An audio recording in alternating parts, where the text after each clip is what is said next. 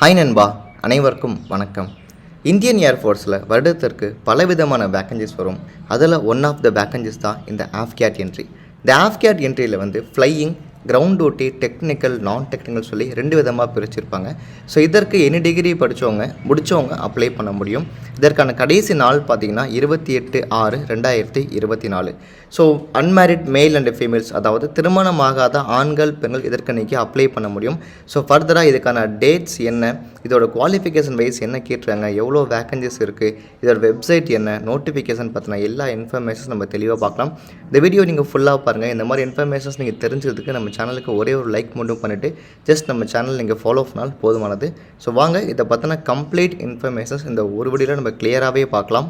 So this is the official notification. இந்த notification பார்த்தினா அனைத்து லிங்க்கும், இந்த அப்ளைக்கான லிங்க்கும் டிஸ்கிரிப்ஷனில் நான் ரொம்ப தெளிவாகவே நோட்டிஃபிகேஷன் லிங்க்குன்னு கொடுத்துருப்பேன்.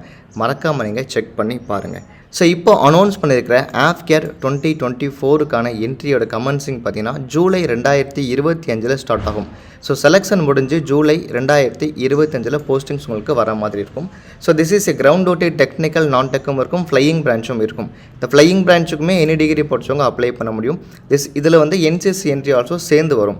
இதற்கான ஆன்லைன் அப்ளிகேஷன்ஸ் டேட் அப்படிங்கிறது 30 மே 2024 தொடங்கி 28 ஜூன் 2024 நீங்கள் ஆன்லைனில் விண்ணப்பிச்சு முடிச்சணும்.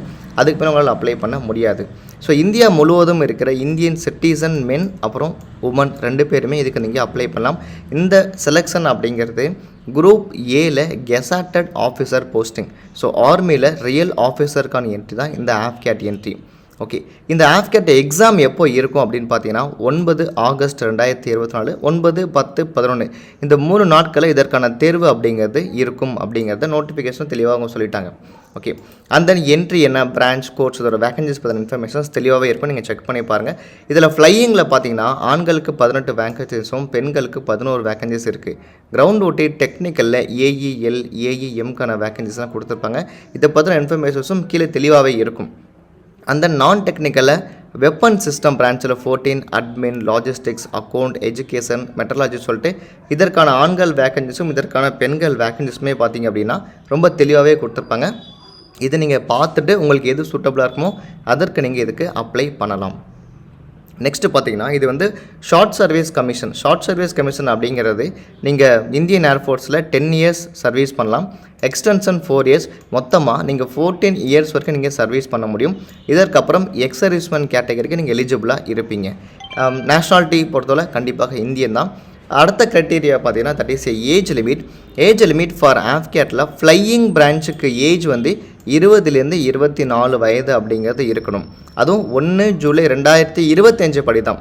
ஸோ 1 ஜூலை 2025 பிரகாரம் உங்கள் ஏஜ் 20 to 24 இருக்கணும். அப்படி இருக்கணும்னா உங்கள் பிறந்த தேதி 2 ஜூலை 2001லேருந்து 1 ஜூலை 2005க்குள்ளார இருக்கணும். இதுவே கிரவுண்ட் டியூட்டி அப்படின்னா 2 வருஷம் எக்ஸ்ட்ரா ஏஜ் லிமிட் இருக்கும், 20 to 26 இருக்கும். இதற்கான தேதி உங்களோட பிறந்த தேதி 2 ஜூலை 1999லேருந்து 1 ஜூலை 2005க்குள்ளார இருக்க வேண்டும். மேரியல் ஸ்டேட்டஸ் கண்டிப்பாக திருமணம் ஆகியிருக்கக்கூடாது. நீங்கள் செலெக்ஷன் வரைக்கும் திருமணம் ஆகியிருக்கக்கூடாது. அதுக்கப்புறம் நீங்கள் திருமணம் பண்ணிக்கலாம். நெக்ஸ்ட்டு குவாலிஃபிகேஷன் பார்க்கலாம். இப்போது ஃப்ளையிங் பிரான்ச்சில் குவாலிஃபிகேஷன் பார்த்தீங்கன்னா கண்டிப்பாக 12th அவங்க பாஸ் பண்ணியிருக்கணும். 12th மேக்ஸ் அண்ட் ஃபிசிக்ஸ் கண்டிப்பாக ஒரு சப்ஜெக்டாக எடுத்து அவங்க பாஸ் பண்ணியிருக்க வேண்டும். 50% மேலே மொத்தமாக மார்க் எடுத்துருக்கணும். ஓகேங்களா? அண்ட் தென் நெக்ஸ்ட்டு இதை 12th முடிச்சதுக்கப்புறமா graduation with minimum 3 years degree, any degree வேணாலும் இருக்கலாம் இன் எனி டிசிப்ளின். அதுலேயுமே பார்த்தீங்கன்னா 60% மேலே மார்க் அப்படிங்கிறது எடுத்துருக்கணும். இது ஒரு கேட்டகரி. இன்ஃபேக்ட் நீங்கள் பிஇ பிடெக் முடிச்சவங்களா இருந்தாலும் அப்ளை பண்ணலாம், அதில் ஒன்றும் தப்பு கிடையாது. நெக்ஸ்ட்டு கிரவுண்ட் டியூட்டியில் ஏரோநாட்டிக்கல் இன்ஜினியரில் கண்டிப்பாக பார்த்தீங்கன்னா 12th முடிச்சுட்டு கீழே இருக்கிற டிசிப்ளின் வைஸ், ஃபார் எக்ஸாம்பிள் நீங்கள் ஒரு கம்யூனிகேஷன் இன்ஜினியரிங்கோ இல்லைனா கம்ப்யூட்டர் சயின்ஸ் இல்லைனா இசிஇ, ட்ரிபிள்இ, எலக்ட்ரிக்கல், இது மாதிரி இன்ஜினியரிங் டிகிரியில் இருக்கக்கூடிய இன்ஜினியரிங் டிகிரியில் இருக்கக்கூடிய டிசிப்ளின் கண்டிப்பாக நீங்கள் இதில் முடிச்சிருக்கணும். இதுவே நீங்கள் ஏரோநாட்டிக்கல் இன்ஜினியர் மெக்கானிக்கல் அப்படின்னு பார்த்தீங்கன்னா aerospace, aeronautical, aircraft maintenance, mechanical, இது மாதிரி பிஇ பிடெக் கோர்ஸ் நீங்கள் பண்ணியிருந்தீங்க அப்படின்னா இந்த ஏரோநாட்டிக்கல் இன்ஜினியர் டெக்னிக்கலில் நீங்கள் அப்ளை பண்ணலாம். ஏஇஎல் ஆர் ஏஇஎம்க்கு அப்ளை பண்ண முடியும். ஓகே, இல்லை நான் அகெயின் என்ன டிகிரியாக இருக்கேன் அப்படிங்கிற பட்சத்தில் கிரவுண்ட் டியூட்டி நான் டெக்னிக்கலில் வெப்பன் சிஸ்டமில் 12th முடிச்சிருக்கணும். அதே மேக்ஸ் அண்ட் ஃபிசிக்ஸ் தான். ஸோ நீங்கள் 12th கண்டிப்பாக மேக்ஸ் அண்ட் ஃபிசிக்ஸ் எடுத்து இருந்தால் தான் அப்ளை பண்ண முடியும், இல்லை கண்டிப்பாக அப்ளை பண்ண முடியாது. And graduation any degree 3 years any degree இருந்தால் நீங்கள் அப்ளை பண்ணலாம். அதே மாதிரி பிஇ பெட்டாக இருந்தாலும் நீங்கள் இதுக்கு அப்ளை பண்ண முடியும். And then admin and logistics பொறுத்தவரை பார்த்தீங்கன்னா passed 12th and graduate degree. So இதில் என்ன சொல்லியிருப்பாங்க அப்படின்னா passed 12th and graduate degree, அதாவது நீங்கள் 12th எதுவாக இருந்தாலும் ஓகே, மேக்ஸ் ஃபிசிக்ஸ் இல்லாமல் எதுவாக இருந்து பாஸ் பண்ணாலும் ஓகே, ஆனால் எனி டிகிரி நீங்கள் முடிச்சிருந்தால் நீங்கள் இதுக்கு அப்ளை பண்ண முடியும். அதாவது 12th மேக்ஸ் ஃபிசிக்ஸ் நான் எடுக்கலை அப்படிங்கிறவங்களுக்கு இந்த அட்மின் அண்ட் லாஜிஸ்டிக்ஸ் உங்களுக்கு ஓகேவாக இருக்கும். அந்த நெக்ஸ்ட்டு அக்கௌண்ட்ஸில் பார்த்தீங்க அப்படின்னா 12th பாஸ் பண்ணியிருக்கணும், 60% மேலே மார்க் இருக்கணும். 12th வந்து பர்டிகுலராக மேக்ஸ் அண்ட் ஃபிசிக்ஸ் அவங்க சொல்லலை. இதுக்கப்புறமாக நீங்கள் பிகாம் டிகிரியோ இல்லைனா நீங்கள் பிபிஏ முடித்தவங்களோ இல்லை குவாலிஃபைடு சிஏ இல்லை சிஎம்ஏ சிஎஸ் படித்தவங்களோ நீங்கள் வந்து அக்கௌண்ட்ஸ் பிரான்ச்சுக்கு தாராளமாக அப்ளை பண்ண முடியும். அண்ட் தென் எஜுகேஷன் பொறுத்தவரை 12th முடிச்சுட்டு போஸ்ட் கிராஜுவேஷனில் 50% மேலே மார்க் இருந்தால் நீங்கள் இதுக்கு அப்ளை பண்ணலாம். அதே மாதிரி மெட்டலர்ஜி பொறுத்தவரை 12th முடிச்சிருக்கணும். 12th அப்புறமா பிஎஸ்சியில் ஃபிசிக்ஸ் அண்ட் மேத்தமெட்டிக்ஸ் எடுத்து படித்தவங்களும் அப்ளை பண்ணலாம். இல்லை பிஇபிடெக் முடிச்சுட்டு கம்ப்யூட்டர் சயின்ஸ் இங்கே கீழே இருக்கிற டிசிப்ளினில் முடிச்சவங்களும் நீங்கள் இதுக்கு அப்ளை பண்ண முடியும்.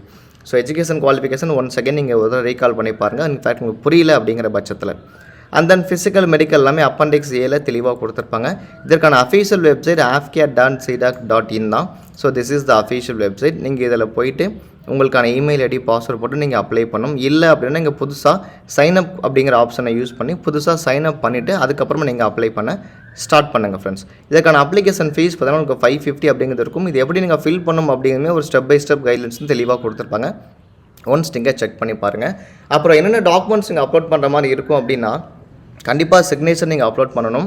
அதே மாதிரி ஃபோட்டோகிராஃபி அப்லோட் பண்ணணும். தம் இம்ப்ரெஷன் நீங்கள் அப்லோட் பண்ணணும்.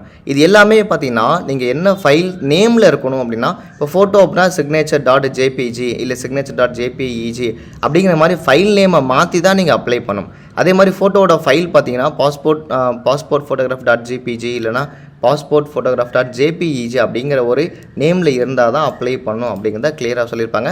மாற்றி அப்ளை பண்ணிங்கன்னா உங்களுக்கு அந்த அப்ளிகேஷனில் உங்களுக்கு அப்லோட் ஆகாது. இதோட ஃபைல் சைஸ் வந்து 10லேருந்து 50 கேபிக்குள்ளார ஜேபிஜி ஆர் ஜேபிஇஜியில் இருக்கணும்.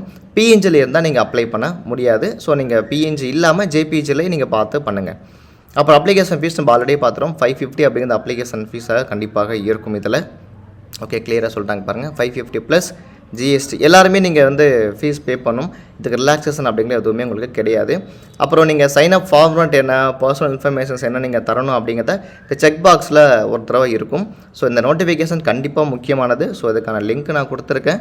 மறக்காமல் டவுன்லோட் பண்ணிவிட்டு 1 செகண்ட் 1 by 1 ஸ்டெப்பை நீங்கள் ரீட் பண்ணி பாருங்கள். சரி, சந்தேகங்கள் இருக்குது அப்படிங்கிற பட்சத்தில் நீங்கள் எனக்கு கமெண்ட் செக்ஷன் தெரியப்படுத்துங்க. நான் பார்த்துட்டு கண்டிப்பாக உங்களுக்கு ரிப்ளை பண்ணுறேன். ஸோ எல்லா ஸ்டெப்ஸுமே கிளியராகவே அவங்க கொடுத்துருப்பாங்க. அப்புறம் எக்ஸாம் சென்டர்ஸ் கூட கண்டிப்பாக சென்னையில் உங்களுக்கு இருக்கும். அதே மாதிரி எக்ஸாம் சென்டர்ஸ்க்கான ஃபஸ்ட் ஷிஃப்ட் செகண்ட் ஷிஃப்ட் பார்த்தினா டியூரேஷன்ஸ் டைமிங் இதெல்லாம் இருக்கும். அப்புறம் முக்கியமாக சிலபஸ் என்ன தவிர கேட்பாங்க அப்படின்னா general awareness, verbal ability in English, numerical ability, reasoning, military aptitude test இதெல்லாம் சேர்ந்தது தான் இந்த ஆஃப்கேட் எக்ஸாமுக்கான சிலபஸ். 2 hours டியூரேஷனும் 100 கொஸ்டின்ஸும் 300 மேக்ஸிமம் மார்க் இருக்கும். ஸோ நீங்கள் தப்பாக எழுதும் கேள்விக்கு வந்து கண்டிப்பாக நெகட்டிவ் மார்க் அப்படிங்கிறது இருக்கும். எவர் இன்கரெக்ட் ஆன்சர்ஸுமே இருக்கும். நார்மலைசேஷனுக்கான ஃபார்முலா இருக்கும். நமக்கு இது அவ்வளோவா தேவையில்லை ஃப்ரெண்ட்ஸ். அப்புறம் கீழே சிலபஸ் இருக்கும். இங்கிலீஷ்க்கு என்ன, ஜென்ரல் அவேர்னஸ்க்கு என்ன, நியூமெரிக்கல் அபிலிட்டிக்கு என்ன, ரீசனிங் அண்ட் மிலிட்ரி ஆப்டிக்கு என்ன அப்படிங்கிற இன்ஃபர்மேஷன்ஸ் ரொம்ப கிளியராகவே இருக்கும். இந்த சிலபஸ் பிரகாரம் நீங்கள் ப்ரிப்பேர் பண்ணிங்கன்னா கண்டிப்பாக நீங்கள் கிளியர் பண்ணலாம் ஃப்ரெண்ட்ஸ். இதுக்கான புக்ஸுமே பார்த்தீங்கன்னா நிறையா அமேசான்லேயும் ஃப்ளிப்கார்ட்லேயும் அவைலபிளாக இருக்கும். ஜஸ்ட் நீங்கள் ஆஃப்கேட்கான புக்ஸை நீங்கள் பார்த்தீங்கன்னா நீங்கள் எடுத்துக்க முடியும். அப்புறம் எக்ஸாம் சென்டர்ஸ் கொடுத்துருப்பாங்க. ஸோ கோயம்புத்தூர் இருக்குது, சென்னை இருக்குது. ஸோ தமிழ்நாடு என்ன சென்டர்ஸ் இருக்குது அப்படின்னு ஒரு கிளான்ஸ் இந்த பாக்ஸை நீங்கள் பார்த்தீங்கன்னா தெரிஞ்சிக்க முடியும் ஃப்ரெண்ட்ஸ். அப்புறம் டேட்டோலாம் வந்து இன்னர் ஃபோராமுக்குள்ளார இருக்கணும், விசிபிளாக இருக்கக்கூடாது அப்படிங்கிற இன்ஃபர்மேஷன்ஸ் வழக்கமாக ஆர்மியில் சொல்கிறது தான், அதே தான் உங்களுக்கு இருக்கும். ஒன்ஸ் நீங்கள் இந்த எக்ஸாம் கிளியர் பண்ணதுக்கப்புறமா பார்த்தீங்கன்னா ஏஎஃப்எஸ்பி டெஸ்டிங் இருக்கும். ஸோ இதில் ஸ்டேஜ் 1 ஸ்டேஜ் 2 அப்படின்னா இருக்கும். அதாவது எப்படி மிலிட்ரியில் எஸ்எஸ்பி எக்ஸாம் இருக்கும் அதே மாதிரி இங்கே ஏர்ஃபோர்ஸ் செலெக்ஷன் போர்டு அப்படின்ட்டு இருக்கும். அந்த ஏர்ஃபோர்ஸ் செலெக்ஷன் போர்டில் நீங்கள் ஸ்டேஜ் 1 ஸ்டேஜ் 2 நீங்கள் கிளியர் பண்ணணும். அதுக்கப்புறமாக இன்டர்வியூ டேட்ஸ் இருக்கும். அப்புறம் இதுக்கான ட்ராவல் அலவன்ஸ் பற்றின இன்ஃபர்மேஷன்ஸ் இருக்கும். நீங்கள் கிளைம் பண்ணுறது அப்படின்னு நீங்கள் இதை கிளைம் பண்ணிக்க ஆல்சோ இதில் முடியும் ஃப்ரெண்ட்ஸ் இதில். ஸோ இதை பற்றின எல்லா இன்ஃபர்மேஷனும் நம்ம கிளியராகவே பார்த்துட்டோம். அப்புறம் இதெல்லாம் முடிச்சதுக்கப்புறமா ஃபிசிக்கல் இருக்கும். ஃபிசிக்கல் வந்து running 4 kilometers in 15 minutes, skipping, push up, sit ups, rope climbing, swimming இதெல்லாம் வந்து உங்களுக்கான ஃபிசிக்கல் கண்டிஷனிங் இருக்கும் ஃப்ரெண்ட்ஸ் இதில். ஓகே, அப்புறம் கடைசியாக சேலரி பார்த்தீங்கன்னா ஸோ டிஃபென்ஸில் பே மெட்ரிக்ஸில் 56,100 to 1,77,500 level 10 7th சிபிசி. இது இல்லாமல் இன்சூரன்ஸ், அலோவன்ஸ், ஆர்மி தரப்பில் தர எல்லாமே இருக்கும். ஸோ ஜென்ரல் இன்ஸ்ட்ரக்ஷன்ஸ் இருக்கும், நீங்கள் ஒரு தடவை படிச்சு பாருங்க. ஸோ இதை பற்றின எல்லா இன்ஃபர்மேஷனும் நான் கிளியராக உங்களுக்கு அப்டேட் பண்ணியிருக்கேன் ஃப்ரெண்ட்ஸ். ஃபர்தராக இதை பற்றின டவுட்ஸ் அண்ட் கமெண்ட்ஸ் ஏதாச்சும் இருக்குது அப்படின்னா கண்டிப்பாக நீங்கள் தெரியப்படுத்துங்க. அப்புறம் முக்கியமாக ஃபிசிக்கல் ஸ்டாண்டர்ட் அப்படிங்கிறது பார்த்தீங்கன்னா ஃபார் மென்னுக்கு வந்து என்ன இருக்கணும் அப்படின்னா சிட்டிங் ஹைட், லெக் லென்த்து, திக் தைஸ் லென்த்லாம் இருக்கும். ஒன்ஸ் இந்த மெஷர்மெண்ட்ஸ்குள்ளார இருக்கா அப்படிங்கிறத பாருங்கள். அதே மாதிரி ஃப்ளையிங்கான மினிமம் ஹைட் வந்து 162.5 அண்ட் நெக்ஸ்ட் கிரவுண்ட் டூட்டிக்கான மினிமம் ஹைட் அப்படிங்கிறது பார்த்தீங்கன்னா 155.5 சென்டிமீட்டருக்கு மேலே உங்களுக்கு ஹைட் இருக்கணும். And then body weight parameter வந்து மேல் கேண்டிடேட் கொடுத்துருப்பாங்க.